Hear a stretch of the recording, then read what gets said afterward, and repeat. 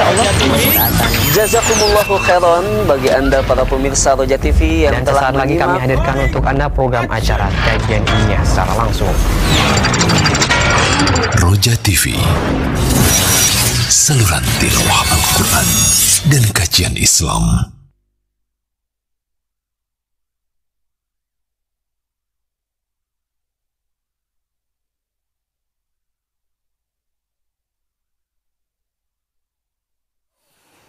Assalamualaikum warahmatullahi wabarakatuh. Alhamdulillah wassalatu wassalamu ala Rasulillah nabiyina Muhammadin wa ala alihi wa ashabihi wa man wala. Asyhadu an la ilaha illallah wahdahu la syarikalah wa asyhadu anna Muhammadan abduhu wa rasuluh, amma ba'du. Ikhwatal Islam, a'azakumullah, para pemerhati Roja dimanapun Anda berada. Alhamdulillah di kesempatan hari ini, di hari Jumat, kita akan simak bersama kembali kajian ilmiah disiarkan secara langsung dari pembahasan rutin, pembahasan faidah-faidah sejarah Islam, masih dalam lanjutan pembelaan terhadap Syekhul Islam, terhadap tuduhan-tuduhan kepada beliau disampaikan oleh Al-Ustaz Dr. Ali Musri Semjan Putra hafizahullahu ta'ala yang berada di Pekanbaru Riau. Alhamdulillah kami sudah terkoneksi dengan beliau, dan seperti biasa setelah materi yang disampaikan, Anda bisa bertanya perihal pembahasan kita di kesempatan pagi hari ini, bisa menghubungi kami di layanan telepon ataupun bisa mengirimkan pertanyaan melalui layanan pesan WhatsApp. Baik, kita akan simak bersama materi yang akan disampaikan. Kepada Al-Ustaz kami persilahkan, falyatafaddal masykura.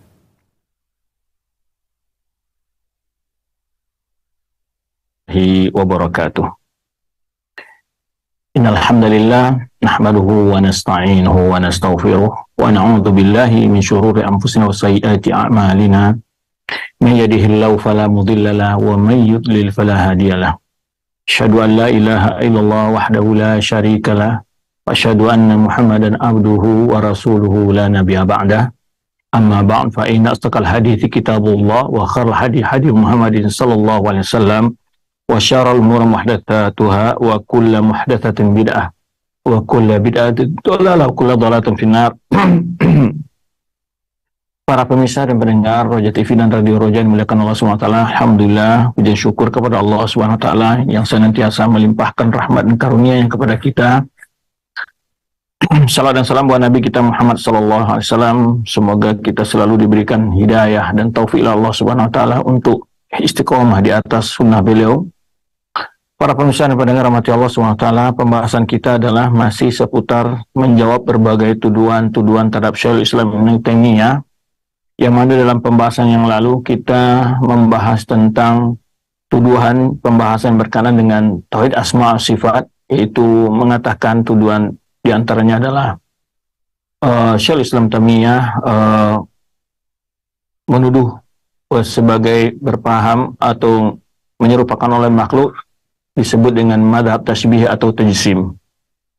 Nah, pada kesempatan ini kita akan lanjutkan berbagai tuduhan-tuduhan tersebut, masih seputar hal-hal tuduhan menyerupakan Allah dengan makhluk, ya. Di antaranya yang sangat populer di kalangan orang-orang yang mencelah dan menghina Syekhul Islam Taimiyah adalah menuduh Syekhul Islam Taimiyah menyerupakan Allah dengan makhluk dengan berdasarkan kepada riwayat-riwayat yang palsu, dan juga menyandarkan kepada perkataan-perkataan orang-orang yang membuat fitnah terhadap Syekhul Islam Taimiyah rahimahullah ta'ala. Ada satu hal yang populer, yaitu tentang riwayat Ibnu Battutah yang dituduhkan kepada Syekhul Islam Taimiyah. Adalah satu riwayat, yaitu Ibnu Battutah, di mana Ibnu Battutah dalam perjalanannya menyebutkan bahwa dia bertemu dengan Syekh Islam Taimiyah, kemudian bahwa ketika Syekh Islam, dia melihat Syekh Islam Taimiyah berkhutbah di hari Jumat, ya, dan kemudian dia membawakan hadis Rasulullah SAW, Inna Allah yazul ila samai dunya kanuzuli hadha. Jadi ketika beliau menyebutkan hadis bahwa Allah turun ke langit dunia hinna yabqa thuluthul lail akhir, ketika tersisa sepertiga malam yang terakhir, lalu beliau berkata, ya, berdasarkan riwayat yang disebutkan oleh Ibnu Battutah dalam rehlanya dia, yaitu suatu perjalanan dia, itu kisah perjalanan dia ke berbagai daerah di daerah negara Islam. Dia mengatakan bahwa Syaikhul Islam Taimiyah mengatakan ketika turun dari mimbar, ya, wa huwa yakhthub, ketika turun mimbarnya, innallaha yanzilu ila sama'i dunya kanuzuli hadza, bahwa Allah turun ke langit dunia seperti turunnya aku ini, jadi seperti turunnya aku dari mimbar ini. Wa nazala darajatan min darajatil mimbar, kemudian dia turun dari tangga mimbar atau anak tangga mimbar. Nah, itu ya satu tuduhan yang ini populer ini. Riwayat ini dinukil oleh setiap orang-orang yang ingin menolak ya penjelasan-penjelasan Syaikhul tentang berbagai penjelasan ayat asma wa sifat. Dan berdasarkan ini mereka mengatakan bahwa ini bukti bahwa Ibnu Taimiyah tersebut menyerupakan oleh makhluk. Nah, sekarang kita akan bahas ya bagaimana, apakah benar Ibnu Battuta bertemu dengan Syaikhul Islam Taimiyah. Di manakah Syaikhul Islam Taimiyah ketika Ibnu Battuta masuk ke daerah Damaskus, ya, kalau Damaskus waktu itu, dan apakah perkataan tersebut sudah ada sebelum datangnya Ibnu Battuta, dan siapa yang membuat merekayasa tuduhan tersebut. Nah, ini kan kita akan lacak ya tentang sejarah tuduhan ini, ya. Di dalam tulisan sejarah perjalanan Ibnu Battuta ini digambarkan. Padahal sebenarnya jika kita akan jelaskan nanti apa yang dijelaskan oleh seorang penulis tentang bantahan terhadap tuduhan-tuduhan bohong ini kepada Syaikhul Islam Taimiyah, ternyata pertama dijawab bahwa Syaikhul Islam Taimiyah tidak pernah berkhutbah di Masjid Damaskus. Ya, beliau bukan bagian dari khotib yang disebutkan oleh dalam, bahkan Ibnu Battuta sendiri di dalam perjalanan itu menyebutkan nama-nama yang menjadi khotib saat dia datang ke Damaskus, dan tidak ada nama Syaikhul Islam Taimiyah. Yang kedua adalah juga dijelaskan bahwa Syaikhul Islam Taimiyah tidak pernah menyampaikan pelajaran. Pertama, tidak khutbah ya, dan juga tidak pernah menyampaikan pelajarannya itu dengan memiliki meja yang bertangga gitu. Yang ketiga adalah waktu sampainya Ibnu Battuta di Damaskus, Syaikhul Islam Taimiyah tidak berada di Damaskus. Ya, Syaikhul Islam tidak berada di Damaskus, beliau sedang di dalam menjalani tahanan ya atas tuduhan-tuduhan juga musuh beliau ketika bicara tentang beberapa masalah yang mana telah kita jelaskan sebelumnya, di mana para ahlul ahwa wal bidah memprovokasi penguasa untuk menangkap Syaikhul Islam Taimiyah. Baik. Ini tidak asing ya, di mana ulama-ulama Ahlus Sunnah ya biasanya mereka selalu difitnah dan mengadu domba mereka dengan penguasa atau memprovokasi penguasa untuk menangkap dan menjebloskan mereka dalam tahanan. Baik, itu tentu yang kita maksud di sini ya, penguasa-penguasa yang diprovokasi ini juga kadang-kadang tidak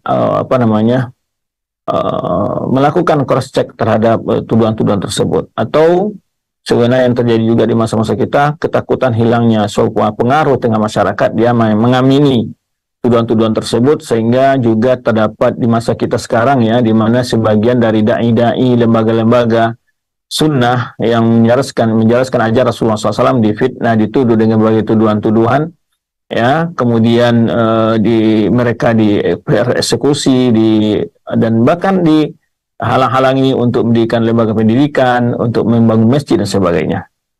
Dan ini sebuah tantangan-tantangan yang memang selalu dilakukan oleh ahli bid'ah terhadap dakwah Ahlus Sunnah wal Jamaah.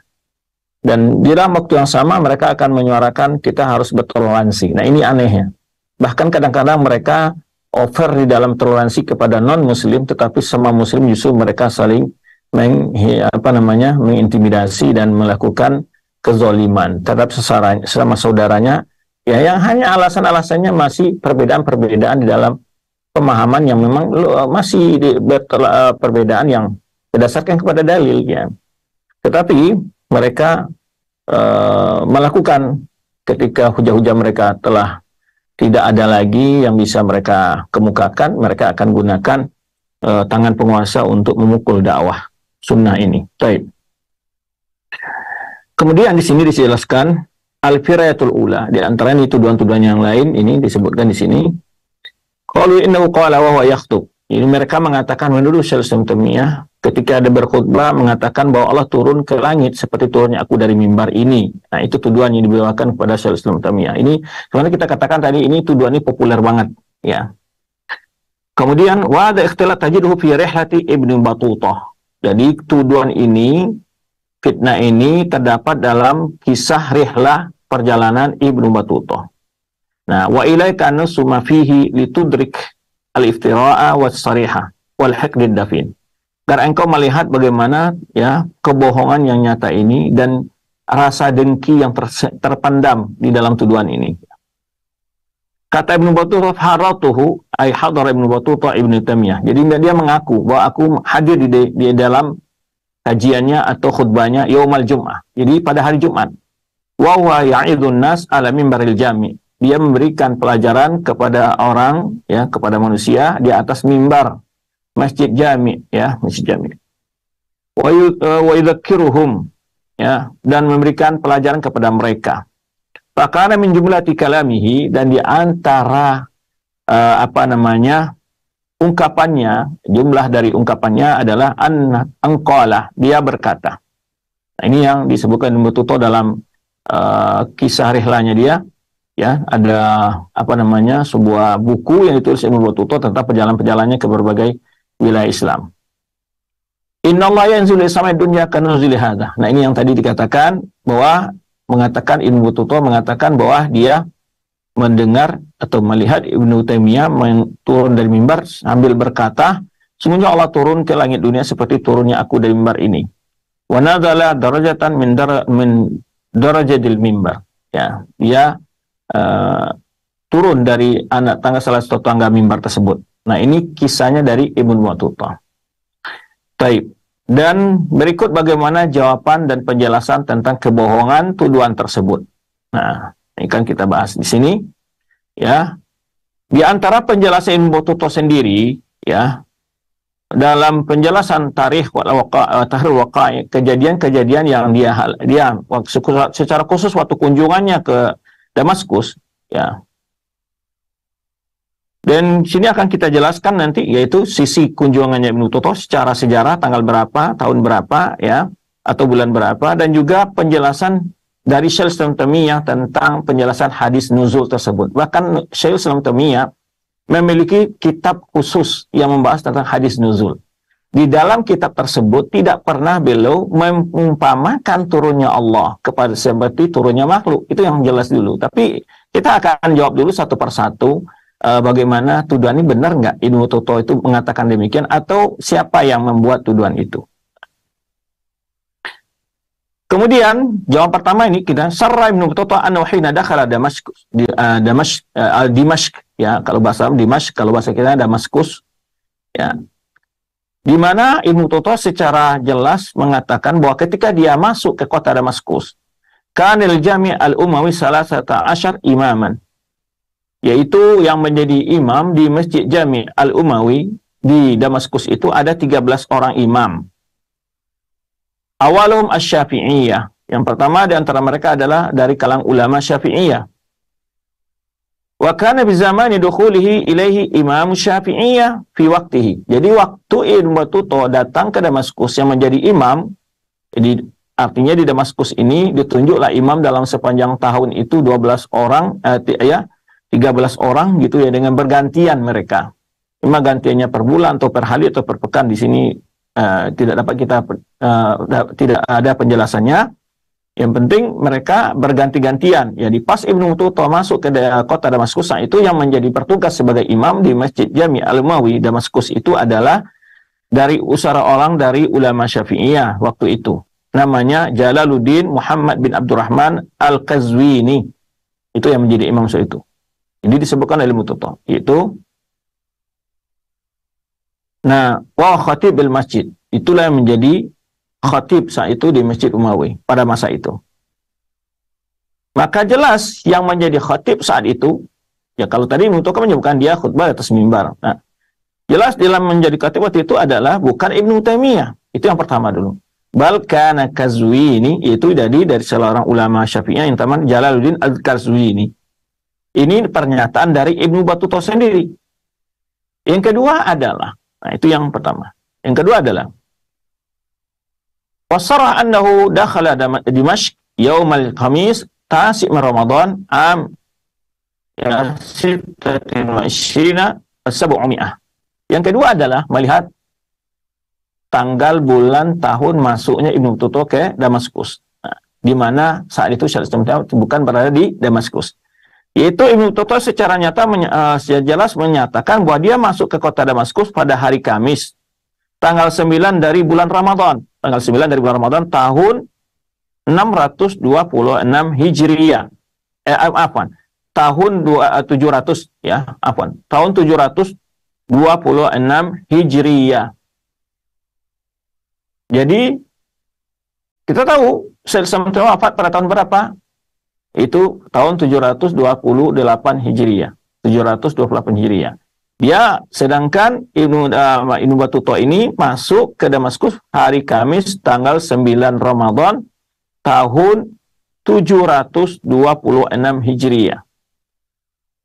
Nah, waqad ajmal ma'akhuna li hayat Ibnu Taimiyah. Semua ulama yang menulis tentang biografi Syekh Islam Taimiyah annahu fi tarikh dukhul Ibnu Taimiyah, bahwa di tanggal atau tahun atau bulan masuknya Ibnu Battuta ini ke kota Damaskus, Syekh Islam Taimiyah berada di dalam tahanan. Ya, tidak berada di kota Damaskus. Nah, ini menunjukkan kalau dia mengaku tadi melihat Syekh Islam Taimiyah, mendengar berkhutbah, melihatnya turun dari mimbar, ini sudah terbantahkan.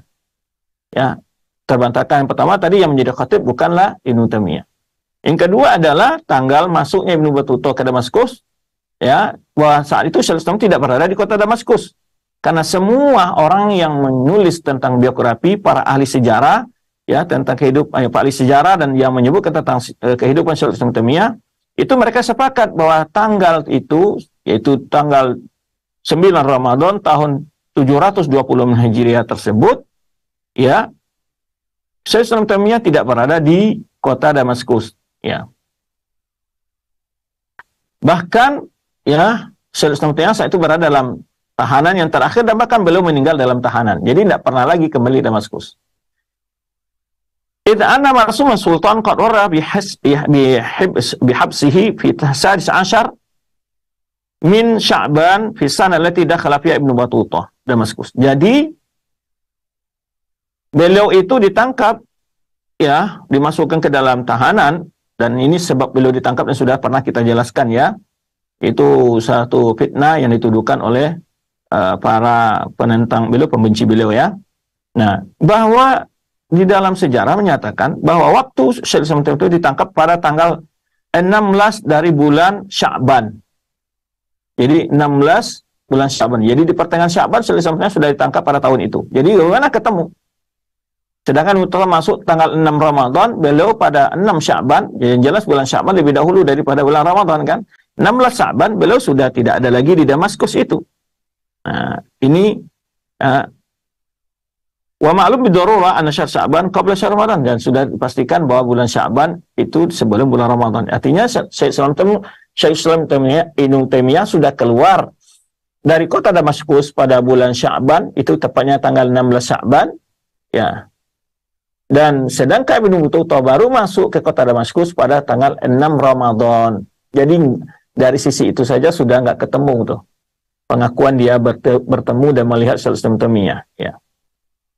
Dan juga Ibnu Hajar, ya, menjelaskan kini ketika Ibnu Hajar Asqalani menulis tentang biografi Syekh Islam Taimiyah dalam salah kitab beliau Ad-Durrul Kamina, ya, beliau menjelaskan, Ibnu Hajar Asqalani rahimahullah, penulis kitab fenomenal itu Fathul Bari, qamu para penentang Syekh Islam Taimiyah itu kompak alaihi maratan ukhra. Ini diceritakan, ya, pada kali yang lain, kata Ibnu Hajar Asqalani, mereka sepakat lagi, para penentang pembenci Syekh Islam Taimiyah itu qamu alaihi maratan ukhra fi Sya'ban sana 26 wa 700. Jadi Ibnu Hajar Asqalani menjelaskan bahwa Ibnu Taimiyah ini musuh-musuh bersekongkol melawannya pada kali yang lain lagi, kata Ibnu Hajar Asqalani, pada bulan Sya'ban tahun 726 Hijriah. Nah, Di masalah ziyarati, jadi masalahnya adalah masalah tentang ziarah. Ya, ziarah kubur yang dijelaskan oleh Islam Taimiyah, tidak boleh beristighosa dengan ahli kubur, bertawasul dengan orang sudah mati, dijelaskanlah hal-hal seperti itu. Nah, para penentang beliau dari masalah ziarah ini dijelaskan oleh Ibnu Hajar Asqalani dalam kitab beliau, ya, Ad-Durrul Kaminah, ya, pada jilid pertama halaman 159. Jadi maksud dengan ziarah ini adalah tentang orang yang melakukan perjalanan tujuannya untuk ziarah kubur dengan melakukan perjalanan-perjalanan jauh atau melakukan perbuatan-perbuatan yang tidak sesuai dengan sunnah dan tuntunan syariat dalam berziarah kubur. Wa'tu qila biqal'ah, dan beliau ditangkap dalam sebuah tahanan, kata Ibnu Hajar Asqalani. Walam yazal biha ila an mat, dan Ibnu Hajar Asqalani menyebutkan dan beliau tetap sampai dalam tahanan sampai beliau meninggal. Jadi enggak ketemu tuh cerita antara Ibnu Tuto tadi dengan kondisi yang fakta kehidupan Syekhul Islam Taimiyah itu sendiri. Karena para ahli sejarah, para ahli penulis biografi Syekhul Islam Taimiyah menjelaskan bahwa beliau telah keluar dari kota Damaskus pada bulan Sya'ban. Sebenarnya Ibnu Hajar Asqalani dalam kitab Ad-Durrul Kaminah ini menjelaskan bahkan sampai meninggal beliau di dalam tahanan itu pada tahun 728 Hijriah. Karena baina dukhul Ibnu Taimiyah as-sijn wa dukhul Ibnu Taimiyah Damaskus qaraba syahr. Jadi perbedaan jarak antara masuknya Ibnu Battuta ke Damaskus dengan keluarnya Syekhul Islam Taimiyah dari kota Damaskus ada jarak sebulan. Ya. Fakaifa istama bi, bagaimana bisa dikatakan Ibnu Battuta itu bertemu dengan Syekhul Islam Taimiyah, dan juga bagaimana dia mengatakan bahwa dia mendengar Syekhul Islam Taimiyah berkhutbah, walakinnahu tazwir. Inilah sebuah bentuk, ya, pembalikan fakta dan sejarah kebohongan. Nah itu. Jadi maka selalu kita katakan kadang-kadang ahlul batil, ahlul ahwa wal bidah ini bila mereka sudah tidak punya dalil, argumentasi mereka adalah kebohongan, membuat dusta dan fitnah.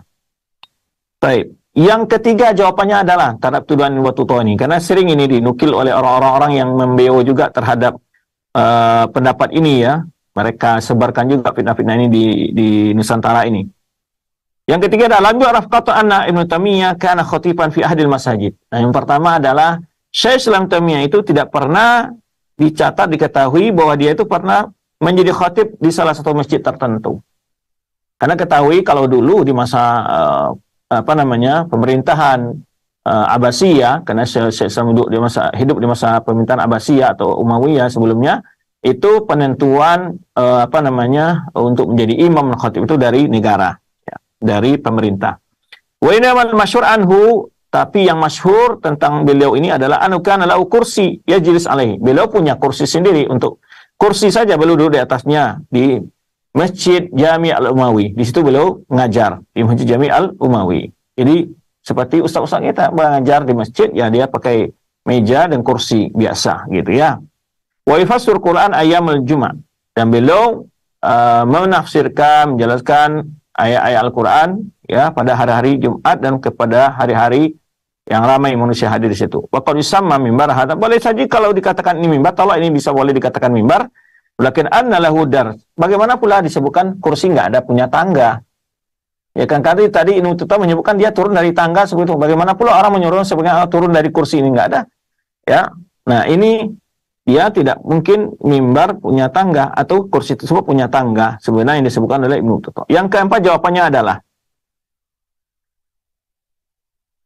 disebutkan kata beliau bahwa dalam rihlah yang disebutkan Ibnu Battuta ini tercium adanya rasa hasad dan juga tahammul ala Syekh Islam Taimiyah, adanya upaya untuk menjatuhkan nama beliau.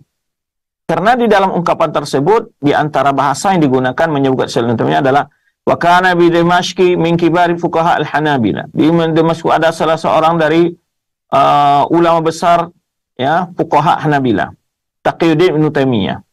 Disebut juga Kabir Syam yatakallam, ya, ulama besar Syam, ia berbicara dalam fi funun, dalam berbagai bidang ilmu. Illa anna fi aqlihi syai'an, dituduh Syekh Islam ini adalah gila. Nah, ini tuduhan, bentuk-bentuk bagaimana rasa hasad dan benci yang ada dalam pernyataan ini. Tapi ini sebenarnya setelah diteliti juga oleh sebagian para penulis, ya, sebagian pakar, bahwa ini sebetulnya bukan ungkapan Ibnu Taimiyah, bukan ungkapan Ibnu Battutah. Nanti akan kita jelaskan. Jadi illa anna fi aqli syai'an. Jadi dituduh ada akalnya ada sesuatu, yaitu ada kekurangan dalam akalnya atau bermasalah dalam akalnya. Begitulah bahasa kitanya. Maka satu pertanyaan terhadap pernyataan Ibnu Battutah ini, kita akan bertanya, di mana dia tahu bisa menghukum bahwa Ibnu Taimiyah itu ada masalah dalam akalnya, sedangkan dia tidak pernah berjumpa dengan Ibnu Taimiyah dan tidak pernah berkumpul dan tidak pernah juga mendengar kajiannya. Wala munakasahnya juga tidak pernah berbicara atau berdiskusi. Summa ma hadza alladhi fi aqlihi. Kemudian apa yang maksud adanya sesuatu pada akalnya? Kan gitu. Fa hal fassara lana hadza ta'n? Ya, kenapa dia tidak menjelaskan bentuk celaan ini yang diributkan bahwa dalam akal pikirannya ada sesuatu infarabihi duna sa'ir ahli ilmi, yang dia itu memiliki perbedaan dari sebagian ulama yang lainnya. Apa ini maksud di situ? Hanya demikian saja tuduhan dari Ibnu Battutah dalam tulisannya tersebut. Baik.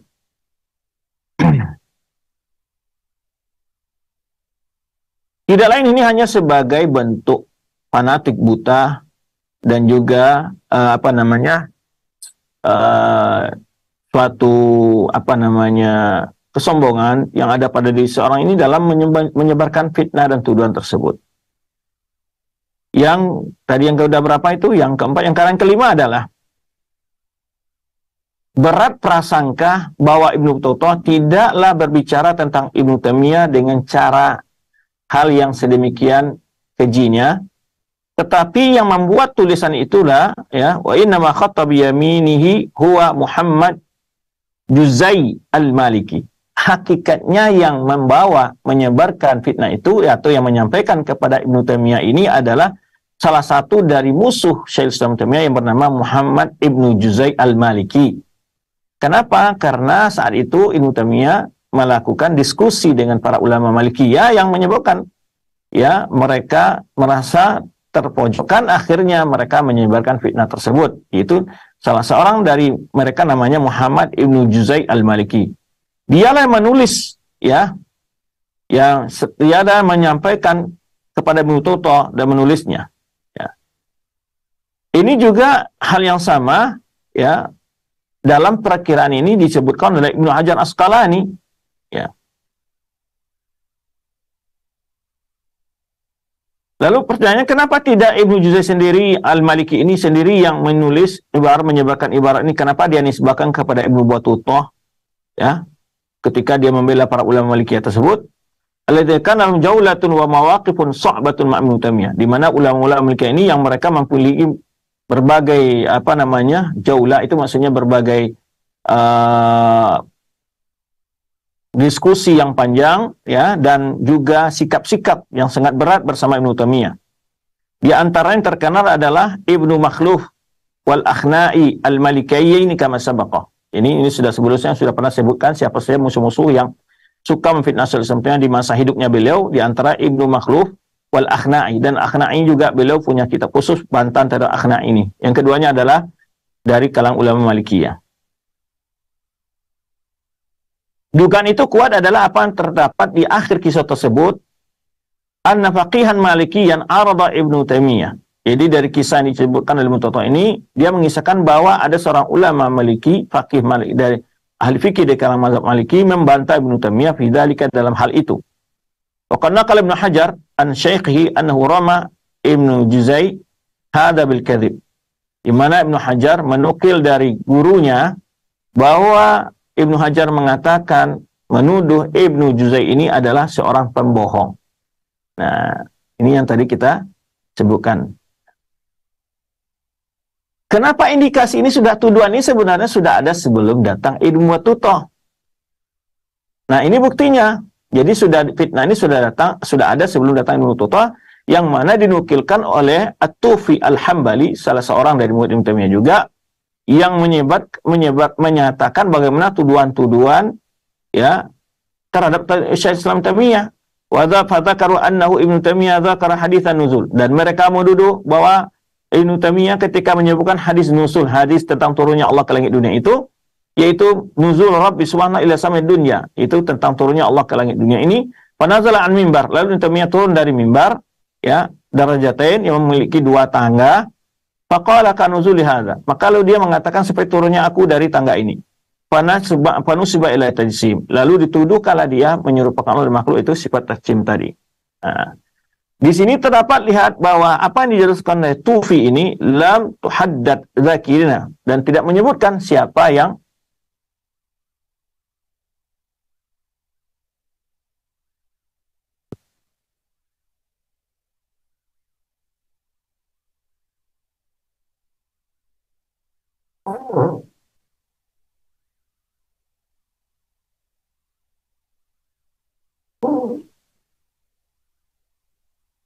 baik, lanjutkan bahwa dari ungkapan Tufi ini, ya, tidak menyebutkan siapa yang menuduh salam tersebut, ya. Sedangkan ini Tufi ini bertemu dengan salam dan mendengar kajiannya, ya. Wa manaqal Tufi an qaumin fihim jahala, ya, di mana Tufi ini tidak menyebutkan siapa mereka yang menuduh Syekh Islam Taimiyah tersebut dengan tuduhan tersebut, ya, tentang hadis nuzul tersebut, ya. Maka apa yang terdapat dalam ungkapan Tufi ini sama dengan apa, persis dengan apa yang terdapat dalam kisah rihlahnya Ibnu Battutah, ya.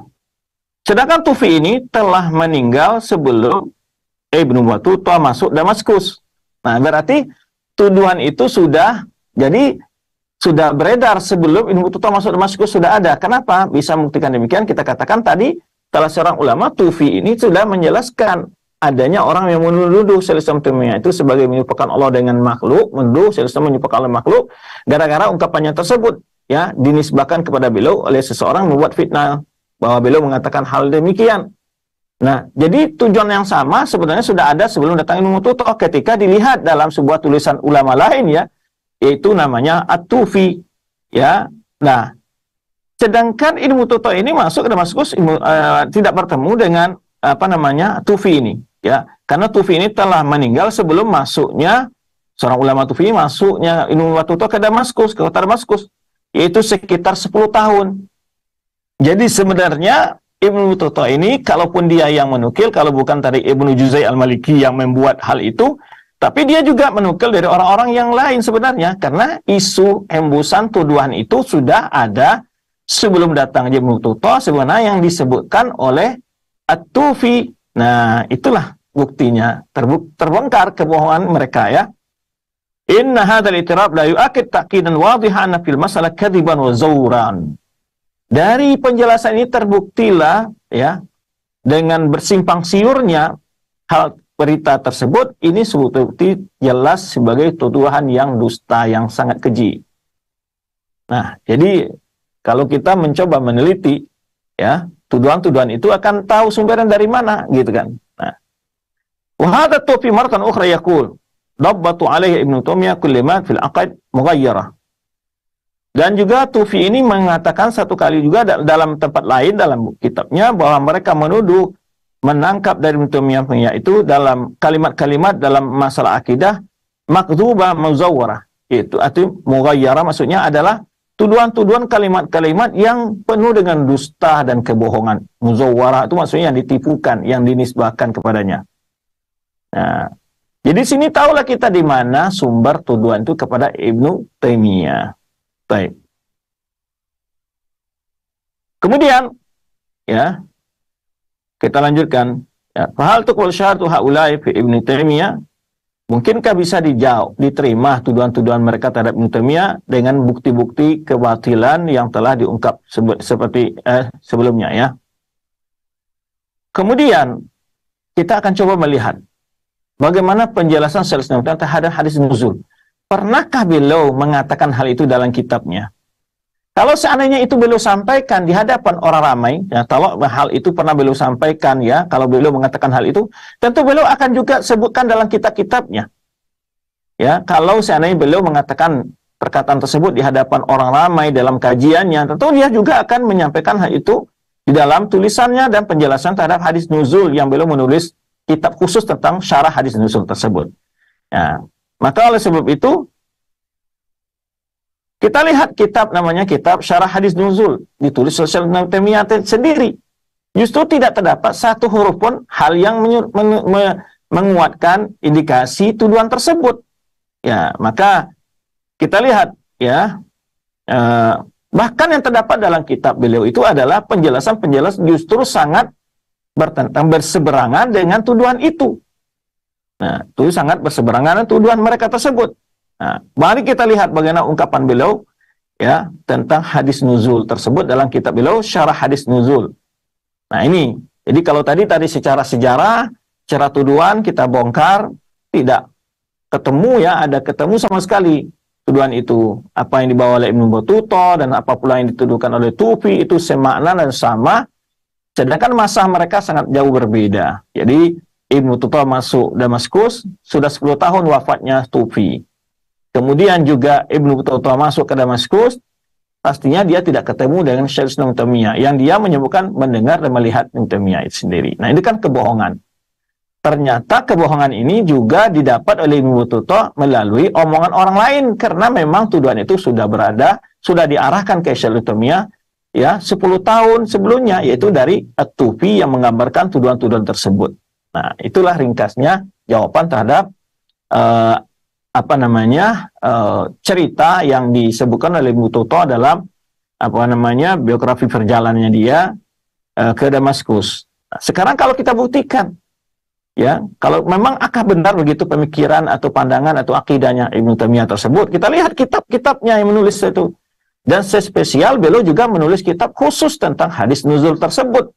Ya, justru tidak ada satu huruf pun yang mengatakan, yang mengarah ke, yang berindikasi ke arah menyerupakan Allah turun ke langit dunia seperti turunnya makhluk. Nah, mari kita dengarkan bagaimana penjelasan beliau. Ya, ini beberapa cuplikan ungkapan beliau dari kitab beliau Syarah Hadis Nuzul tersebut.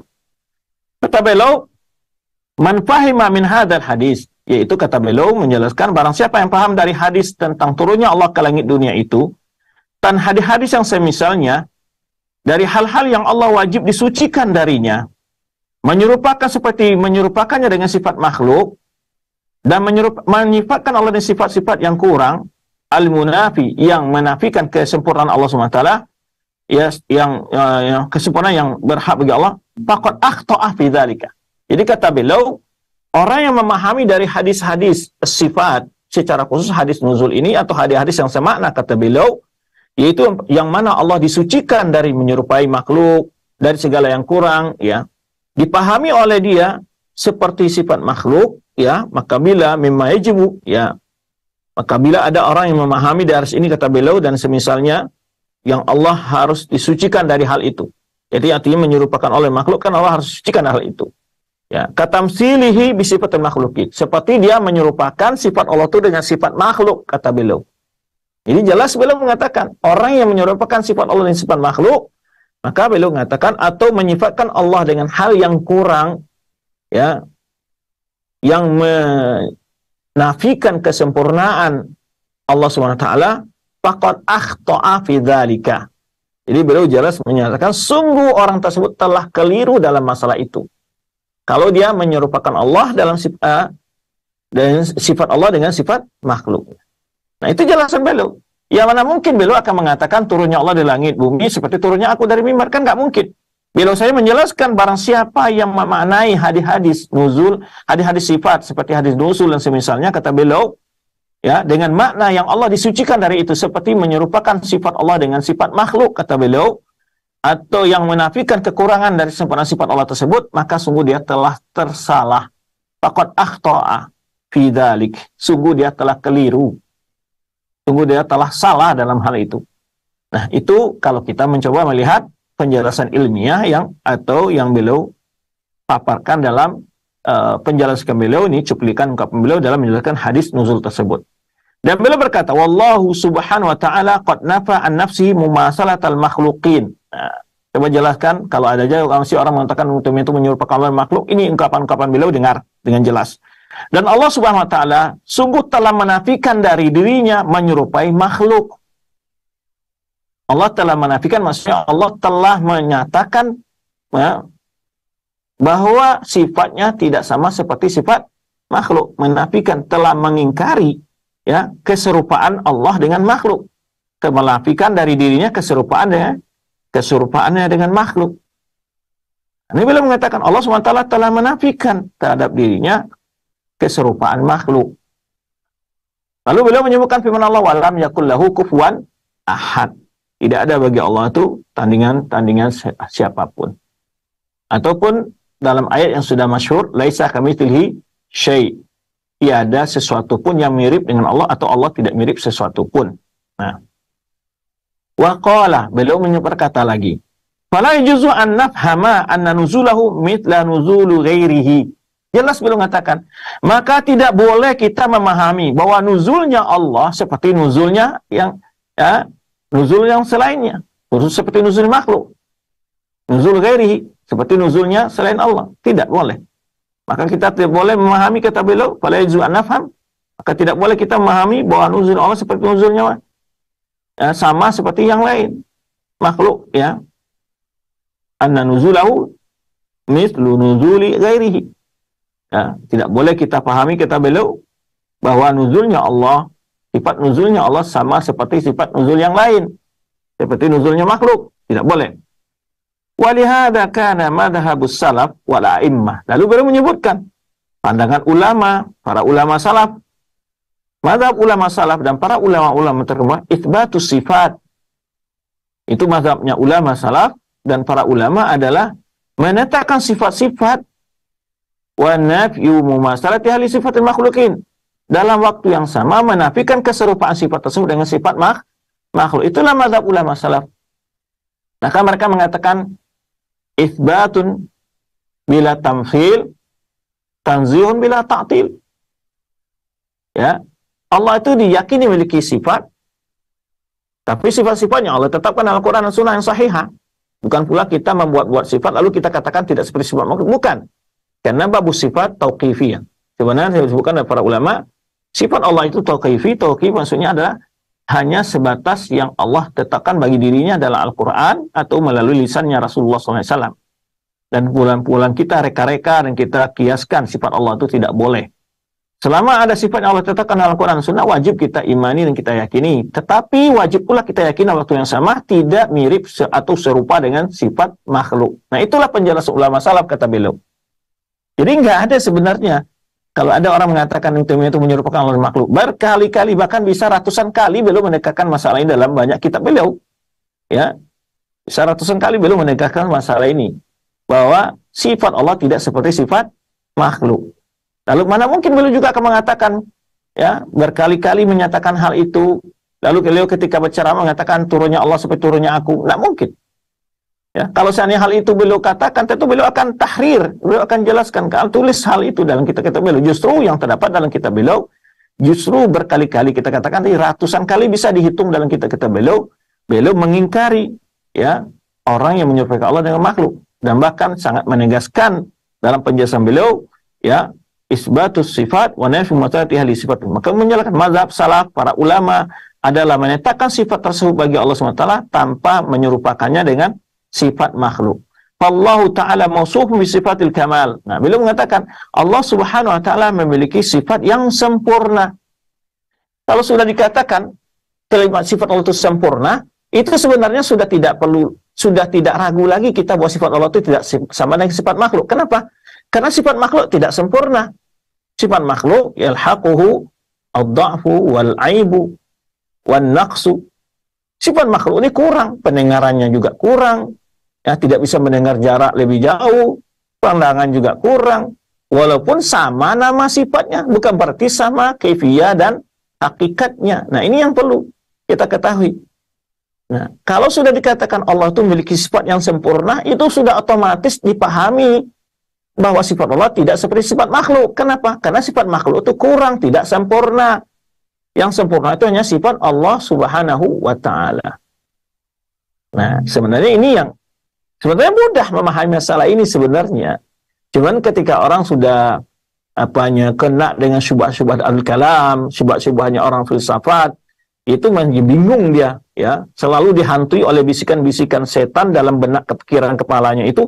Kalau kita katakan Allah bersifat, nanti Allah seperti makhluk. Nah, itu selalu dibisik-bisikan oleh setan, ya, selalu digambarkan. Maka juga setan membisikkan kepada orang tersebut, kalau ada orang menyatakan sifat Allah, dia telah menyerupakan Allah dengan makhluk. Nah, itu selalu dibisikkan, ya, karena dia terbayang-bayang oleh dia ungkapan ulama mantik, ulama takwil, ulama mu'attilah, terbayang-bayang ungkapan itu dalam pikirannya, sehingga sulit dia untuk membuang pikiran itu. Nah, jadi ada dua pikiran dalam pikiran mereka, yaitu tadi mengatakan kalau kita meyakini Allah memiliki sifat, berarti kita menyerupakan Allah dan makhluk. Dan yang kedua adalah tuduhlah orang-orang yang menyatakan sifat itu bahwa dia telah menyerupakan Allah dan makhluk. Padahal tidak ada ulama yang mengatakan sifat Allah seperti sifat makhluk.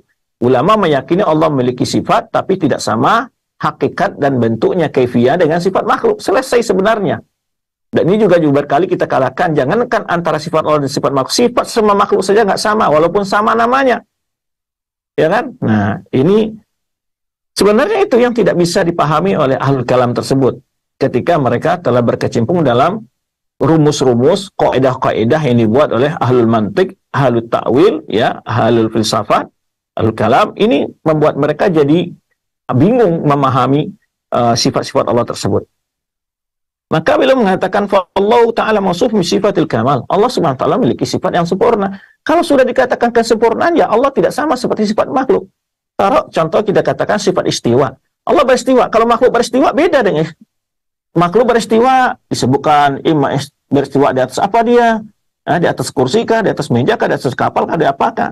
Dia butuh kepada tempat dia beristiwa. Itu sifat makhluk. Kalau Allah Subhanahu wa Ta'ala tentu tidak sama istiwanya dengan sifat makhluk. Kenapa? Karena Allah istiwa Allah itu sempurna. Kalau sifat istiwanya makhluk butuh kepada tempat dia beristiwa. Kalau Allah tidak butuh kepada arasy, kalaupun Allah beristiwa di arasy, justru yang butuh kepada Allah itu arasy sendiri. Nah, ini yang menjadi pikiran oleh orang-orang ahlul kalam itu adalah kalau kita katakan Allah itu beristiwa, berarti Allah butuh kepada arasy. Nah, ini yang selalu hadir dalam pikiran mereka. Padahal yang mereka bayangkan itu adalah lawazim sifat makhluk. Itu adalah kondisi sifat makhluk, tuntutan dari sifat makhluk. Ya, sedangkan sifat Allah kamal, sempurna, tidak sama dengan sifat makhluk. Nah, sebenarnya pembahasan ini ya, kalau dipahami dengan pemahaman ulama salaf, itu tidak ada satupun yang menjadi persoalan, yang menjadi hal yang meragukan bagi mereka untuk meyakini sifat Allah Subhanahu wa Ta'ala. Nah, banyak ulama dan orang awam yang ada di masa ulama salaf, mereka tenang-tenang saja mendengarkan sifat-sifat Allah dalam Al-Quran, karena mereka yakin bahwa sifat Allah tidaklah seperti sifat makhluk.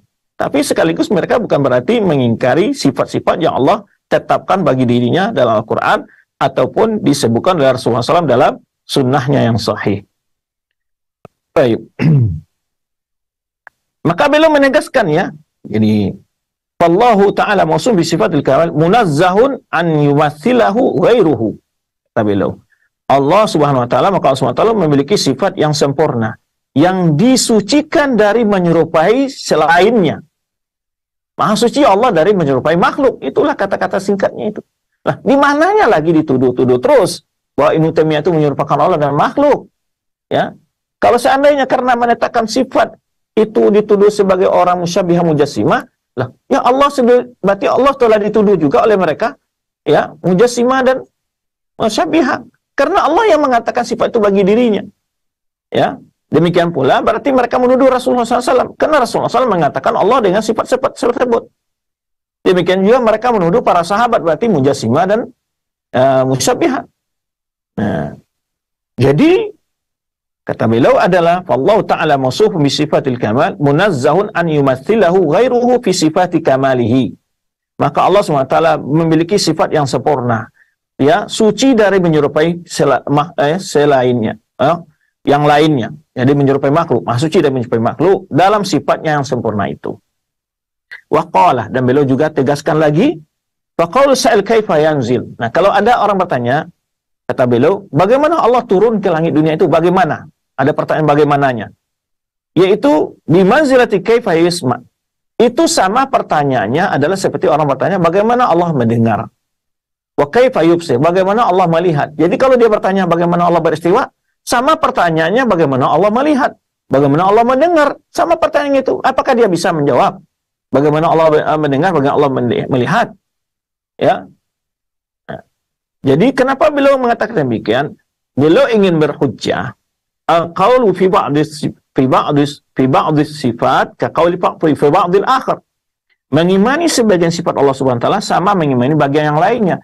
Karena sebagian ahlul kalam itu ada yang mau mengimani sifat Allah, sebagian sifat Allah, dan mengingkari sifat yang lainnya. Seperti ada di antara mereka mengimani sifat, ya, 7 sifat. Al-haya, wal-ilmi, wa qudar, iradat, sama, al-basar, kalam. Mereka yakin Allah miliki. Nah, kenapa kalian tetapkan sifat itu bagi Allah? Bukankah juga makhluk memiliki sifat yang sama? Kalau kalian tetapkan sifat yang sama, berarti kalian juga menyerupakan Allah dan makhluk. Lalu mereka akan katakan sifat Allah itu tidak sama dengan sifat makhluk. Nah, kenapa tidak dikatakan dalam bagian sifat-sifat lain yang kalian ingkari? Ungkapan yang sama bahwa sifat Allah itu tidak sama dengan sifat makhluk. Maka jika ada orang bertanya bagaimana Allah beristiwa, itu sama dengan bertanya bagaimana Allah itu melihat, mendengar, ya, berbicara dan seterusnya. Wa taqulu sa'irul a'imma inna lana kayfiyati istiwa'i. Kata beliau menjelaskan, para ulama-ulama menjelaskan bahwa kita tidak tahu bagaimana kaifiyah istiwa Allah. Kaifiyah itu maksudnya bagaimana hakikat dari istiwa Allah itu nggak ada yang tahu. Ya, tidak ada yang tahu. Makanya ulama Imam Malik ketika ditanya tentang istiwa oleh salah seorang yang dalam majlis beliau, kaifastawa al-istiwa'u ghairu majhul, kata beliau. Istiwa itu bukan tidak diketahui artinya. Arti maklum lah. Secara bahasa artinya. Ya, secara mujmal, ya. Wal kaif majhul, atau bagaimananya istiwa Allah itu nggak ada yang tahu, kata Imam Malik. Wal imanu bihi wajib, meyakini Allah itu beristiwa wajib. Kenapa? Karena Allah nyatakan dalam Al-Quran. Kita wajib menerima pernyataan, mengimani segala kabar yang Allah sampaikan dalam Al-Quran, baik tentang dirinya atau tentang makhluknya. Nah, wasu'alu anhu bid'ah, bertanya tentang kaifiyah itu merupakan suatu bid'ah. Karena tidak pernah para sahabat bertanya tentang kaifiyah sifat Allah, demikian pula para ulama-ulama. Yang kedua, pertanyaan itu akan menjatuhkan orang ke dalam pemahaman yang keliru atau pemahaman bid'ah. Imma dia mengingkari, imma dia menyerupakan Allah dengan makhluk. Maka oleh sebab itu tidak boleh dipertanyakan, ya, bagaimana hakikat bentuk sifat Allah SWT. Kata beliau, inna la na'lam kaifiyata siwa'i kama la na'lam kaifiyata zatihi. Nah, kita tidak tahu bagaimana hakikat bentuk istiwanya Allah, sebagaimana kita juga tidak tahu bagaimana hakikat bentuk zat Allah. Di sini ulama mengambil sebuah kaidah dalam mengimani sifat Allah. Al-qaulu fi sifat kal qaulu fi dzat.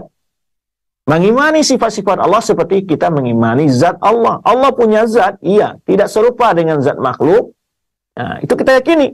Allah punya zat, tidak serupa zat Allah itu dengan zat makhluk. Walaupun namanya sama-sama zat. Demikian pula kita mengimani sifat-sifat Allah. Allah punya sifat tidak seperti sifat makhluk. Selesai ceritanya. Gampang. Tidak ada yang berat sebenarnya. Kita yakin Allah punya zat, iya. Tapi tidak sama dengan zat makhluk, seperti zat yang lain, selain zat makhluk. Tidak sama. Demikian pula Allah punya sifat tidak sama dengan sifat-sifat makhluknya. Maka beliau katakan, para ulama-ulama, kata beliau menjawab, inna lana na'lamu kaifiyata istiwa'i. Kami tidak tahu tentang bagaimana istiwanya Allah. Sebenarnya kami tidak tahu bagaimana kaifiyah zat Allah. Bagaimana bentuk zat Allah. Karena untuk mengetahui kaifiyah sesuatu itu adalah, atau hakikat sesuatu itu adalah dengan 3 jalan. Sebenarnya dijelaskan para ulama. Pertama, kita melihat zatnya langsung. Maka kita tahu bagaimana istiwanya. Nah, bagaimana bentuk sifatnya. Baru bisa. Atau dia punya duplikat, atau ada contoh yang mirip dengannya. Ada contoh yang mirip dengannya. Baru kita bisa menggambarkan. Tapi adakah contoh bagi Allah dan mirip dengan Allah? Kan tidak ada. Maka tidak bisa kita gambarkan sifat Allah SWT itu. Yang ketiga adalah adanya berita wahyu yang dijamin kebenarannya tentang menggambarkan kaifiyah. Sedangkan Allah hanya memberitahu kita tentang sifat, tidak memberitahu kepada kita tentang kaifiyah sifat itu. Nah. Baik, kemudian sampai beliau mengatakan ila anqala, beliau mengatakan, Ibnu Taimiyah ini menjelaskan walaisa nuzuluhu kanuzuli ajsami bani Adam. Nah, beliau tegaskan lagi, tidaklah sama nuzulnya Allah seperti nuzulnya anak Adam. nggak sama. Lah, di mananya akan dikatakan beliau akan mungkin mengatakan bahwa turunnya Allah seperti turunnya aku dari mimbar. Beliau mengatakan di sini, ya, walaisa nuzuluhu kanuzuli ajsami bani Adam. Tidaklah sama nuzulnya Allah itu seperti nuzulnya, ya, tubuh anak Adam. Tak sama. Jangankan antara nuzul Allah dengan nuzul makhluk itu mirip atau serupa. Nuzul atau sifat turun sesama makhluk aja nggak sama. Kan nggak sama turunnya pesawat dengan turunnya hujan. Nggak sama bentuknya, kefiahnya maksudnya ya. Kefiahnya nggak sama. Turunnya layang-layang nggak sama dengan turunnya pesawat. Turunnya orang terjun payung tidak sama dengan turunnya orang turun gunung. Beda-beda. Ya, semua sifat turun. Nah, sifat makhluk saja, walaupun sama namanya sifat-sifat turun kedua dalam berbagai sifat tadi yang kita sebutkan, kan nggak sama bentuk dan kefiahnya, caranya nggak sama. Maka tidak boleh dikiaskan juga diserupakan antara turunnya Allah dengan turunnya makhluk, di mana kita akan menyerupakan, ya, Allah itu turunnya maha sempurna, tidak seperti turunnya para makhluk. Sesama makhluk aja tidak sama bentuk kefiah, cara turunnya, bagaimana pula akan kita serupakan antara turun Allah dengan turun makhluknya. Nah, itulah penjelasannya yang beliau tegaskan dalam penjelasan kita. Dalam banyak tempat sebenarnya beliau menegaskan hal masalah ini dalam kitab-kitab beliau, ya. Ya, cuman orang-orang yang berkepala batu tetap aja tidak mau menerima penjelasan ini. Kadang-kadang itu masih aja kesana sini menuduh Ibnu Taimiyah itu menyerupakan Allah dengan makhluk, menuduh bahwa Ibnu Taimiyah berkata begini begitu. Padahal kitab beliau jelas-jelas. Kenapa tidak dibaca? Kenapa tidak dipahami? Ya, nah, inilah bentuk bagaimana orang-orang yang anti dengan dakwah sunnah itu selalu, ya, mereka sudah dijelaskan bukti kebohongan mereka, yang kebohongan itu tetap aja mereka sebarkan terus. Sebagaimana yang berlanjut dan berlanjut terus, ya. Ya, berapa tokoh ahli bid'ah di negeri Nusantara ini sebetulnya mereka kadang-kadang sudah tahu itu. Ya, sudah mendengarlah penjelasan asatis yang menjelaskan tuduhan-tuduhan yang mereka lemparkan jadikan sebagai provokasi masyarakat untuk membenci dakwah sunnah, itu sebetulnya mereka sudah tahu, mendengar, tapi tetap aja mereka dengan, ya, budek kepala batu begitu tidak mau mendengarkan penjelasan yang setelah dijawab tuduhan-tuduhan itu. Masih aja ke sana sini membawa fitnah tersebut. Nah, itu sebenarnya yang ada bukan mereka tidak tahu, tapi mereka adalah rasa hasad yang ada dalam diri mereka yang sudah membuat mereka buta hati dan buta mata tentang penjelasan masalah seperti ini. Kemudian wa nuzuluhu wastiwa'u laisa kanuzulina wastiwa'ina. Nah, beliau tegaskan lagi, beliau mengatakan nuzulnya Allah SWT dan istiwanya Allah SWT tidaklah seperti nuzulnya kita, ya. Juga istiwanya kita nggak sama, kata beliau. Ya, tadi sudah kita jelaskan. Sesama makhluk aja nggak sama. Ya, walau turunnya atau nuzulnya, walaupun apa istilahnya namanya sama, tetapi kefiyah, bentuk dan caranya berbeda-beda kan. Baik. Ayasehu an aqilin munsifin ba'da hadis saraha. Ba'da hadis saraha wal wuduh. Kata beliau, apakah masih, ya, layak bagi orang yang punya akal? Bahkan masih layak bagi orang yang punya akal, yang munsif, ya, yang jujur, ya. Setelah jelasnya masalah ini dijelaskan oleh beliau secara gamblang gitu, ya. Ayyastami'a li huqudi khilafi maqalahu.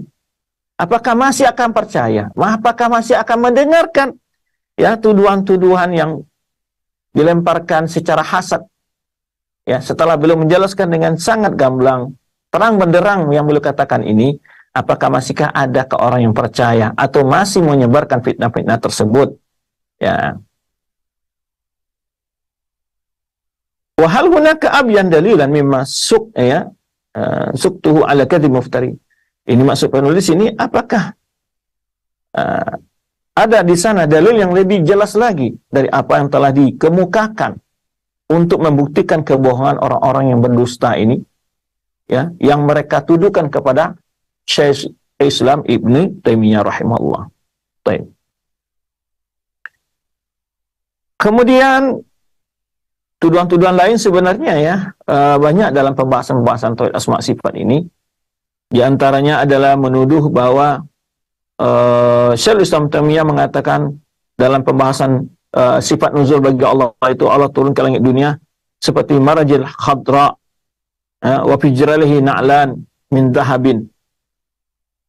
Hadhihi firqatul ula allati iftaraha Abu Bakar bin Muhammad Al-Husani. Dia menuduh bahwa Sallallahu mengumpamakan turunnya Allah dengan turun makhluk, memakai dua sendal katanya. Itu tuduhan ditujukan pada Sallallahu. Adakah mungkin seorang makhluk yang beriman kepada Allah mengatakan kata itu?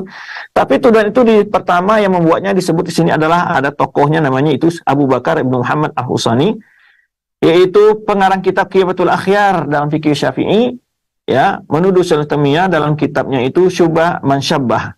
Dafu syubah man syabbaha. Ya. Demikian juga yang menuduh beliau dengan menisbahkan tuduhan itu kepada beliau itu seorang Muhammad Zaid Al-Kautsari. Ini Al-Kautsari ini Jahmiyahnya muasir, kontemporer, ya. Al-Kautsari ini adalah yaitu Al-Kautsari juga menuduh hal yang sama, ya, afwan. Jadi kalau yang menuduh Sallallahu dengan hal itu tadi seorang ulama yang bernama seorang tokoh di kalangan ulama Syafi'iyah namanya Abu Bakar Muhammad Al-Husani, yaitu pengurus kitab Kifayatul Akhyar dalam fikih Syafi'i, dan juga hal yang sama dituduhkan oleh Al-Kautsari terhadap Abdullah bin Ahmad bin Hanbal, yaitu anaknya Imam Ahmad bin Hanbal. Nah, coba lihat bagaimana ta'ammul al-ittirab, ya, betapa kita lihat tuduhan-tuduhan itu, ya, goncangnya tuduhan tersebut oleh istilahnya. Kemudian, ya, kalau bukan karena ada tuduhan itu, sebenarnya kita tidak perlu menyampaikan hal ini, tapi perlu kita jelaskan agar masyarakat tidak tertipu dengan tuduhan-tuduhan tersebut, ya, agar masyarakat juga tercerahkan dan menyelamatkan mereka untuk tidak jatuh ke dalam fitnah ini, sehingga mereka selamat dari pengaruh-pengaruh orang-orang yang memprovokasi masyarakat awam untuk menuduhkan hal-hal yang batil kepada Syekhul Islam Ibnu Taimiyah. Baik. Jelas dalam ungkapan Syekhul Islam Ibnu Taimiyah sebelumnya sudah jelaskan, la nahkumu ala nuzuli minhu bi syai'. Kita tidak boleh memberikan contoh apapun terhadap sifat nuzulnya Allah. Dan beliau sudah tegaskan walaisa nuzuluhu kanuzuli ajsami bani Adam. Beliau telah menjelaskan bahwa turunnya Allah tidak sama seperti turunnya jasad Bani Adam, kata beliau. Dan juga beliau telah mengatakan bahwa turunnya Allah dan istiwanya Allah tidak sama seperti turunnya kita dan istiwanya kita, kata beliau. Kemudian beliau membantah tentang, justru beliau mengatakan pendapat dan hadis yang dibawakan itu hadis yang tidak sahih. Beliau justru menjelaskan, ya, menjelaskan tuduhan tadi itu. Ada satu riwayat beliau mengatakan bahwa itu adalah, ya, hadis yang dhaif.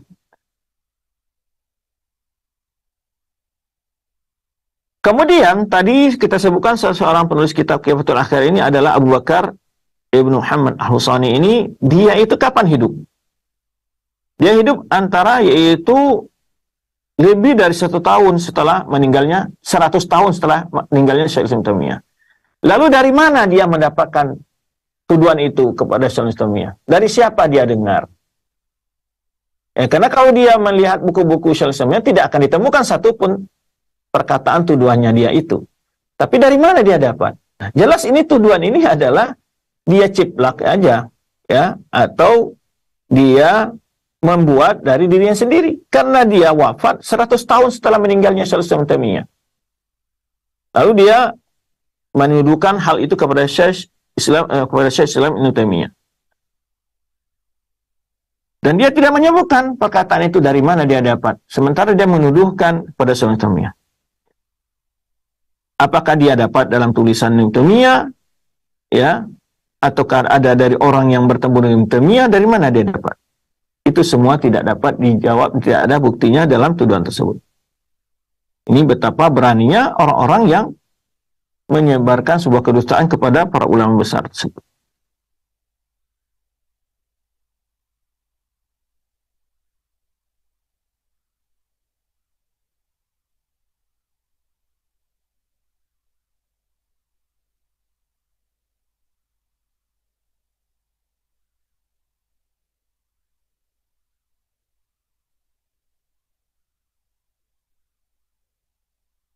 Di antara tuduhan juga adalah menuduh Syaikhul Islam Taimiyah itu mengatakan inna rabbal alamin murakkabun taftaqiru zatuhu iftiqarul kulli lil juz'i.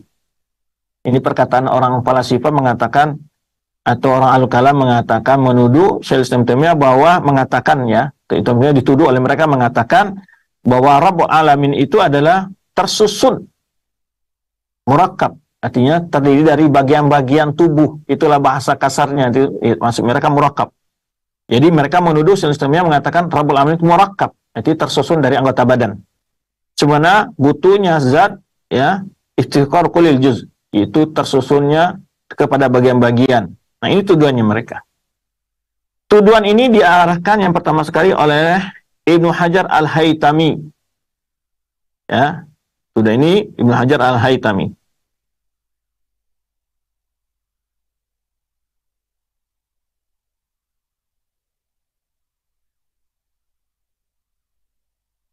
Menuduh hal itu kepada Syaikhul Islam Taimiyah.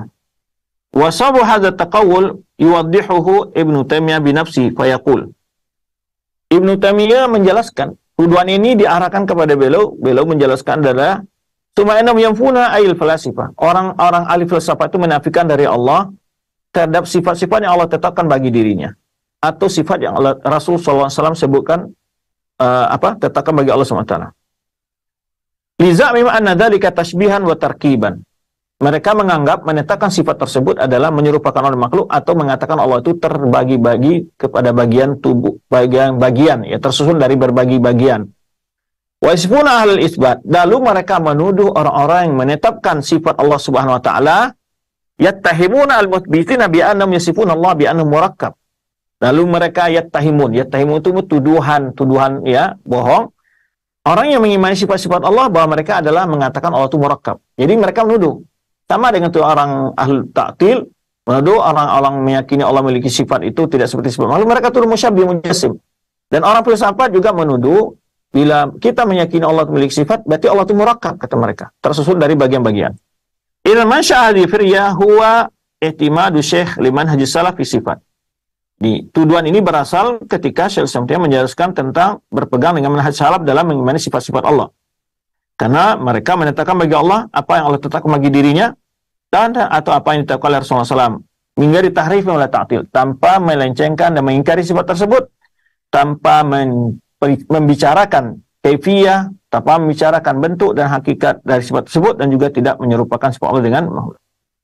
Baik, wala yanfuna anhu ma wasafa bi nafsahu wa dzalika kal wajh. Dan mereka juga tidak mengingkari sifat-sifatnya Allah tetapkan bagi diri yang seperti wajah, wal yadain, wal asabi, wal nuzul, wal istiwa, dan lain sebagainya. Kemudian Syaikhul Islam Taimiyah membantah, ya, hujah-hujah mereka. Ya, di antara hal yang dijelaskan Syaikhul Islam Taimiyah dalam membantah hujah mereka adalah Allah Subhanahu wa taala maujudun wajibun nafsi. Allah itu adalah wajibul wujud, yaitu bahasa mereka. Dan Allah itu memiliki sifat wujud dan wal wujub. Wujud wal wujub. Wajib dan sifat wujud.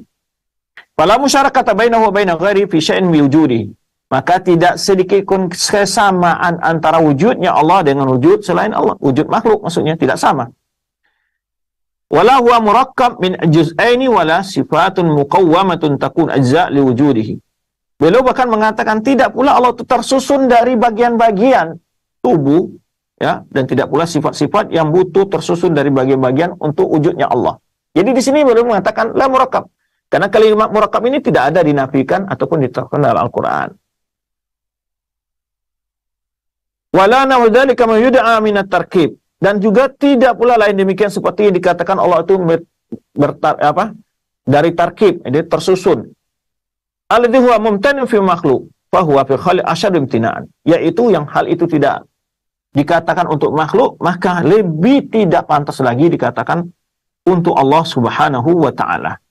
Dan ini beliau jelaskan dalam kitab beliau Majmu' Fatawa jilid 5 halaman 336, ya, ketika menjelaskan tafsir surah Ikhlas juga halaman 115.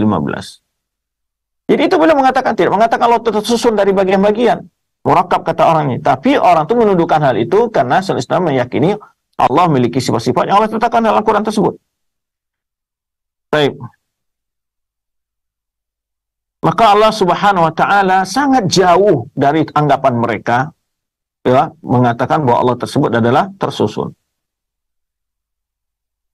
Kemudian beliau menegaskan, wala raiba anna musbitatus sifat laisa fihim wala fi sa'iri firaqil ummah may yuthbitu hadha tarkib.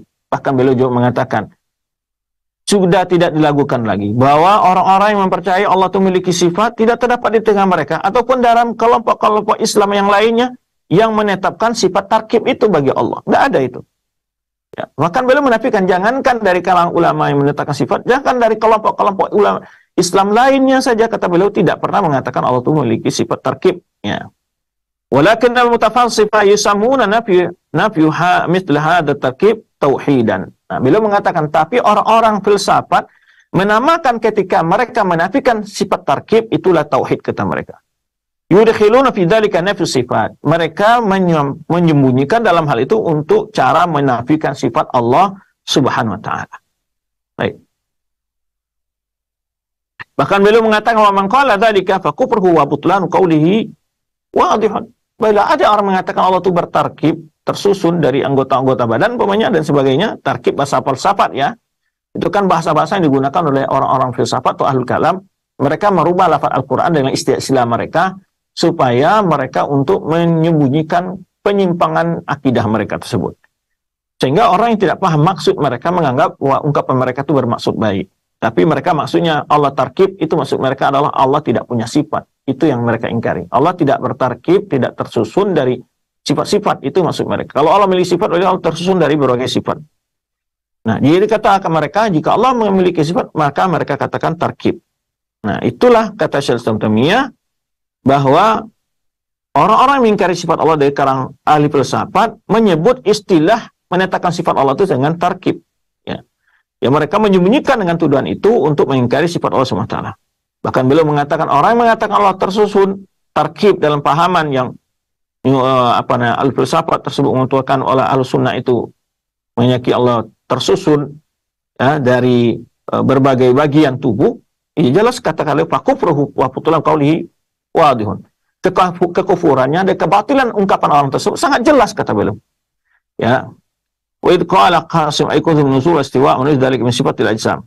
Jika ada dari orang-orang mengatakan sifat nuzul, istiwa dan lainnya itu adalah sifat dari tubuh, ya, zat yang bertubuh. Nah, fa innahu la yaqul nuzul wa istiwa illa bi jism murakkab. Lalu mereka mengatakan bahwa tidak bisa dipahami, ya, tidak masuk akal sifat nuzul istiwa itu, kata mereka, ini kata al-filsafat, kecuali pada sifat yang memiliki tubuh yang tersusun. Wallahu subhanahu wa ta'ala an hadhil lawazim wa lazim nahyu anil malzum. Maka orang filsafat mengatakan Allah itu maha suci dari si kelazim-kelaziman ini, maka wajib disucikan dari malzumnya. Jadi itulah orang-orang filsafat menuduh kalau orang menyatakan sifat Allah itu meyakini Allah itu murakkab. Karena mereka untuk mengingkari sifat Allah mereka gunakan istilah tarkib. Nah, sama dengan orang al-tasbih juga begitu, menuduh orang-orang yang percaya sifat Allah sebagai musyabbih. Mereka gunakan istilah tasbih untuk mengingkari sifat-sifat Allah Subhanahu wa ta'ala.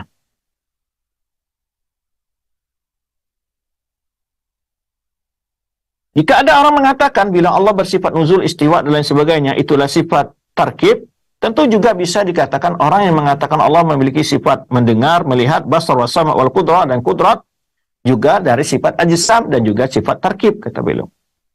Fa inna laka ma la naqil ma yanzil wa yastawi wa yaghdab wa yadhu illa jisman qulna ay ala sabil fard wal jadal lam naqil ma yasma yusib wa yurid wa ya'lam wa yaqdir illa jisman. Beliau juga, kalau seandainya kalian mengatakan orang yang percaya sifat-sifat Allah tadi, nuzul, istiwa dan sebagainya, katakan itu tarkib, juga mestinya dalam orang mengatakan Allah memiliki sifat mendengar, as-sama, melihat, al-basar, juga melazimkan apa yang mereka tuduhkan itu. Nah, ini bantahan beliau kepada orang-orang sebagian ahlul kalam, terutama orang Asy'ariyah yang menuduh bahwa bila orang mengatakan Allah itu memiliki sifat dengan mengatakan Allah itu bertarkib atau tersusun. Baik. Itu barangkali di antara tuduhan yang penting telah kita jelaskan tadi, bahwa orang-orang ahlul batil itu membalik-balik istilah tersebut untuk menyembunyikan kebatilan mereka. Sehingga menimbulkan polemik dalam menafsirkan istilah. Dari situlah mereka bermain untuk takwil ayat-ayat sifat. Maka oleh sebab itu selalu ulama ahlu sunnah mengembalikan istilah-istilah itu kepada istilah syar'i. Dan orang-orang ahlul ahwa, ahlul bidah selalu menggunakan istilah-istilah yang ambigu, yang memiliki penafsiran-penafsiran yang multi. Nah, itu tujuan mereka untuk apa? Untuk mereka berkilah dan bersilat lidah. Maka untuk selamatnya kita dari pembahasan ahlul kalam ini, kita mereka ajak dan mereka paksa untuk menggunakan istilah itu dengan istilah Al-Quran dan Sunnah. Demikian, wallahu a'lam bishawab. Insyaallah kita akan lanjutkan tuduhan yang lainnya, ya. Sebetulnya masalah yang sama banyak, ya, rincian yang dituduhkan kepada beliau, tetapi jawabannya adalah apa yang telah kita katakan tadi. Beliau berkali-kali, bahkan bisa kita katakan ratusan kali, ya, menyatakan bahwa dalam mengimani sifat Allah tersebut bukan berarti kita menyerupakan sifat Allah dengan sifat makhluk. Baik. Demikian juga ada tuduhan juga, ya. Tuduhan mengatakan, ini sebetulnya panjang pembahasannya, bahwa mengatakan Allah duduk di atas kursi, bahkan sisa Quran segala macamnya itu dibantah oleh beliau. Ya, bahwa Allah mendudukkan Nabi Muhammad di atas arsy semuanya itu beliau ya kaji riwayatnya, dan beliau beliau bantah riwayat tersebut ada riwayat yang palsu, riwayat yang lemah yang tidak bisa dipercaya. Dan beliau mengatakan bahwa cara-cara begini adalah di mana orang-orang yang ahlul batil tadi mengupas hadis-hadis yang lemah itu sebagai hujah mereka untuk menolak hadis-hadis yang sahih. Sebenarnya yang dilakukan oleh Al-Kautsari dan juga Hasan Saqaf. Ya, Al-Kautsari ini adalah seorang tokoh yang hidup di Mesir. Dia memiliki beberapa tahqiq terhadap kitab-kitab ulama. Kemudian Hasan Saqaf adalah seorang Syiah Rafidhi Asy'ari hidup di Lebanon kalau nggak salah, ya, hidup di Lebanon ataupun di Syria, saya lupa di mana tinggalnya. Dia juga menuduhkan hal-hal seperti ini kepada Syekhul Islam Ibnu Taimiyah, yang semuanya sudah terbantahkan, ya, dengan ungkapan-ungkapan Syekhul Islam yang terdapat dalam kitab-kitab beliau. Wallahu a'lam bishawab. Untuk pertemuan kali ini kita cukup sampai di sini dulu. Termasuk juga, ya, yang menuduh beliau adalah Abdullah Al-Habsyi. Ada namanya Habsyiyah, kelompok di Lebanon. Ini juga getol menyebarkan fitnah-fitnah ini di Lebanon. Namanya Abdullah Al-Habsyi. Itu namanya Abdullah Al-Harari Al-Habsyi Al-Maulad, ya. Sekarang beliau tinggal di di Lebanon, dikenal pengikut-pengikut dengan Al-Ahbash, ya. Dan mereka memiliki suatu ormas namanya Jam'iyah Masyari'. Nah, ini kelompok-kelompok yang menyebarkan berbagai tuduhan yang kemudian juga dikembangkan, dibawa ke Nusantara ini oleh orang-orang yang sepemikiran dengan orang-orang tersebut, ya, Al-Kautsari dan juga Hasan Saqaf ataupun Abdullah Al-Habsyi ini. Demikian, kita kembalikan pada akhir kita dari studio Cilengsi. Nah, baik, alhamdulillah, terima kasih banyak. Syukran jazakallahu khair atas materi yang telah disampaikan oleh Ustaz di kesempatan pagi hari ini, dari pembelaan atau bantahan tuduhan terhadap Syekhul Islam Ibnu Taimiyah rahimahullahu taala. Mudah-mudahan jadi ilmu yang bermanfaat untuk kita semua dan terangkat syubhat-syubhat yang dituduhkan kepada beliau. Baik, untuk selanjutnya kami akan ajukan pertanyaan yang masuk di layanan pesan WhatsApp. Bagi Anda yang ingin bertanya, tentunya disesuaikan dengan pembahasan kita di kesempatan pagi hari ini. Yang pertama, Ustadz, ada pertanyaan dari dari penanya yang tidak disebutkan nama dan tempatnya. Assalamualaikum warahmatullahi wabarakatuh. Ya Ustadz, bolehkah kita mengatakan bahwa dan meyakini bahwa Allah berada tinggi di luar alam semesta ini, Ustadz? Mohon penjelasannya, jazakallahu khair. Ya, itu yang disebutkan Al-Quran maupun Sunnah dan diyakini para ulama salaf, bahwa Allah tidak berada di dalam alam ini, dalam zatnya, dengan zatnya, ya. Allah itu sebenarnya dijelaskan oleh Imam Ahmad dalam membantah orang paham orang Jahmiyah. Imam Ahmad mengajak mereka untuk membantah dengan bentuk logika. Sehingga Imam Ahmad mengatakan begini dalam diskusinya, membantah orang Jahmiyah yang mengatakan Allah itu tidak di mana-mana atau Allah itu di mana-mana. Kan ada dua filsafat yang dalam hal ini ya. Filsafat mengatakan Allah tidak di mana-mana. Kalau tidak di mana-mana berarti Allah itu tidak ada. Kan gitu. Kalau Allah ada di mana-mana berarti Allah bercampur baur dengan makhluknya. Nah, di Syekh Islam untuk menetapkan bahwa Allah itu maha tinggi dari makhluknya dan Allah itu di luar makhluknya dan tidak ada satupun makhluk di dalam zat Allah dan juga tidak ada zat Allah dalam zat makhluk. Imam Ahmad membuat logika. Jadi kata Imam Ahmad, ketika Allah menciptakan alam semesta ini, apakah Allah menciptakan dalam zatnya atau di luar zatnya? Tentu jawabannya di luar zatnya. Nah, kalau Allah menciptakan makhluk ini, alam semesta ini di luar zatnya, apakah Allah ciptakan alam itu lebih tinggi dari zat Allah atau lebih sama dengan tempatnya dengan zat Allah atau di bawah zat Allah? Jadi artinya zat Allah maha tinggi dari semua makhluknya.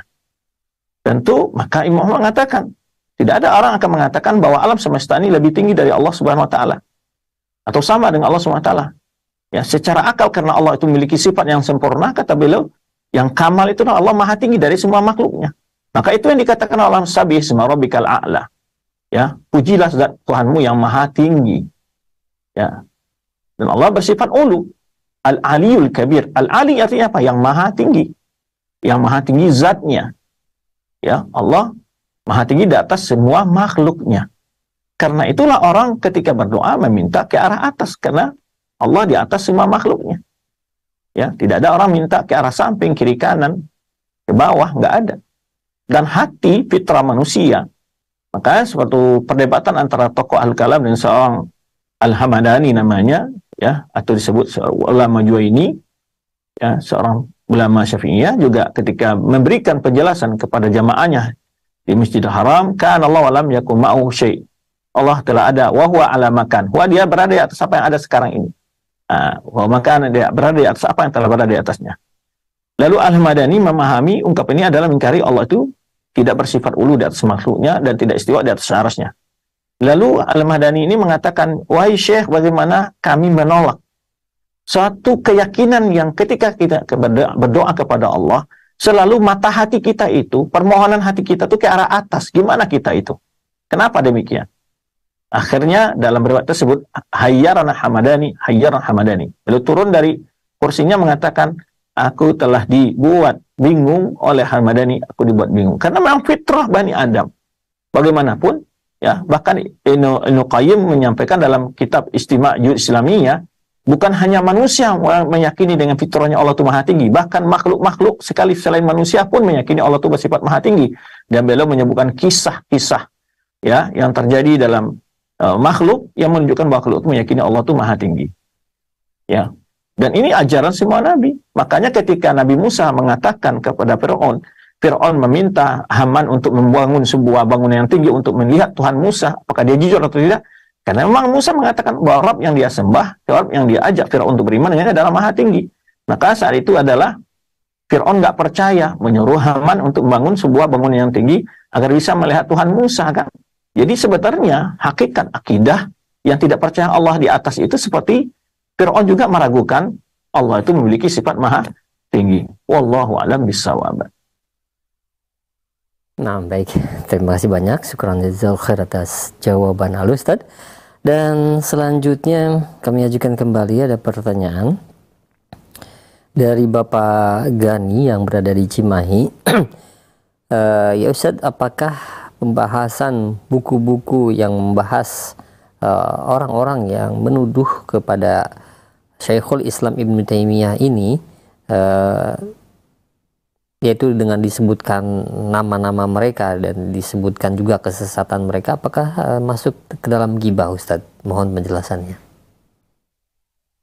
Baik, Imam An-Nawawi dalam kitab beliau menjelaskan macam-macam ghibah dalam syarah dalam kitab Riyadhus Shalihin dan kitab Riyadhus Shalihin dan juga beberapa kitab yang lain. Beliau menyebutkan bahwa al-ghibah itu dikecualikan, dan juga dalam hadis Nabi SAW menjelaskan mana praktek-praktek kita menyembongkar kesesatan yang bersifat umum dan itu dia sebarkan ke masyarakat umum dan ditulis dan dia promosikan pemikiran itu, maka kita boleh membongkarnya secara umum karena sudah diketahui oleh orang secara umum.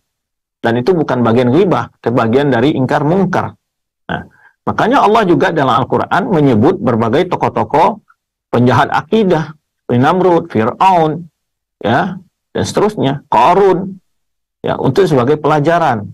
Jadi, maka kita membahas itu adalah bagian dari bentuk menyamakan umat, nasihat kepada umat, dan itu bukan bagian dari bentuk ghibah, ya, karena hal itu terdapat padanya dan dia menyebarkan kepada orang lain, maka kita harus menjawab tuduhan-tuduhan itu secara dari terang benderang kepada umat, dan juga sekaligus mengingatkan umat dari bahaya orang tersebut, ya, dan juga dari tulisan dan karang-karangannya. Wallahu a'lam bishawab.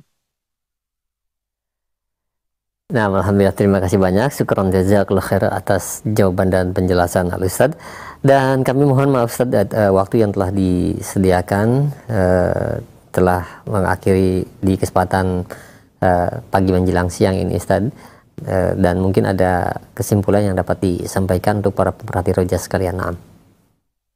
Baik, terima kasih untuk para pemirsa dan pendengar Roja TV dan Radio Roja yang telah bergabung pagi hari ini. Semoga apa yang telah kita paparkan dapat kita ambil faedahnya. Jadi mungkin mohon maaf ya, penjelasannya agak berat bagi para jemaah yang kadang-kadang belum memahami dasar-dasar akidah Ahlussunnah wal Jamaah. Tetapi karena fitnah-fitnah ini disebarkan juga di Nusantara ini oleh orang-orang yang anti dengan dakwah sunnah ini, ya, maka kita perlu memperjelas juga masalah ini kepada umat.